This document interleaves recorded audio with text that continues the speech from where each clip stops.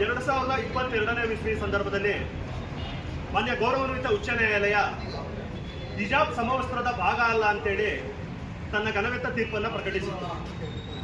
ಆದರೆ ಕೋಮುವಾದಿ ಕಾಂಗ್ರೆಸ್ ಸರ್ಕಾರ ತನ್ನ ಮುಸ್ಲಿಂ ಓಲ್ಡೈಕೆಗಾಗಿ ಉಚ್ಚ ನ್ಯಾಯಾಲಯ ತೀರ್ಪನ್ನು ವಿರೋಧಿಸಿ ನಿನ್ನೆ ಶಿಕ್ಷಣ ಸಚಿವರ ಮೂಲಕ ಹಿಜಾಬ್ ಸಮವಸ್ತ್ರದ ಭಾಗ ಅಂತೇಳಿ ಒಂದು ಸುತ್ತೋಲೆಯನ್ನು ಹೊರಡಿಸಿದ್ದಾರೆ.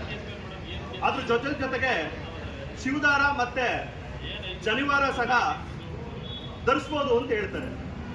ಶಿವದಾರ ಜನಿವಾರಗಳ ಬಗ್ಗೆ ಈ ಸುತ್ತೋಲೆಯಲ್ಲಿ ಪ್ರಸ್ತಾಪ ಮಾಡಬಾರ್ದಾಗಿತ್ತು. ಕಾರಣ ಏನು ಅಂತ ಹೇಳಿದ್ರೆ ಅದು ಸಮವಸ್ತ್ರದ ಒಳಗೆ ಧರಿಸ್ತಕ್ಕಂಥದ್ದು.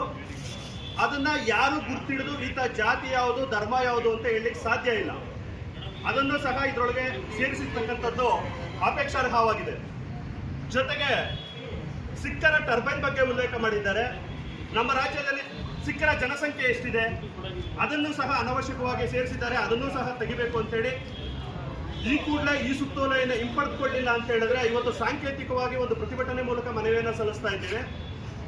ಕೂಡಲೇ ಹಿಂಪಡೆದುಕೊಳ್ಳಿಲ್ಲ ಅಂತ ಹೇಳಿದ್ರೆ ಇದನ್ನು ಉಗ್ರ ಹೋರಾಟದ ಜೊತೆಗೆ ಕಾನೂನಿನ ಕಟಕಟೆಯಲ್ಲಿ ಸರ್ಕಾರಕ್ಕೆ ಚೀಮಾರಿ ಹಾಕ್ಸ್ಬೇಕಾಗತ್ತೆ ಅಂತೇಳಿ ಶ್ರೀರಾಮ್ ಸೇನೆ ಈ ಸಂದರ್ಭದಲ್ಲಿ ಹೇಳ್ತಾ ತಹಶೀಲ್ದಾರರ ಮುಖೇನ ಈ ದಿನ ಮುಖ್ಯಮಂತ್ರಿಗಳಿಗೆ ಮನವಿಯನ್ನು ಸಲ್ಲಿಸ್ತಾ ಇದ್ದೇವೆ.